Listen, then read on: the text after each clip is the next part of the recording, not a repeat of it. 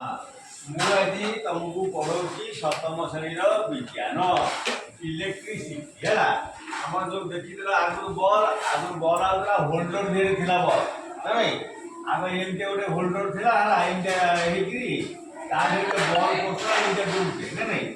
ଏବେ ଆସିଗଲା କ'ଣ ନା ଏଲଇଡିର ଫୁଲ୍ ଫର୍ମ ହେଲା LED ଲାଇଟ୍ ଏମିଟିଂ ଡାୟୋଡ୍। ବୁଝିପାରୁଛ? ଏବେକାର ଟର୍ଚ୍ଚ ଦେହରେ ଲାଗୁଛି।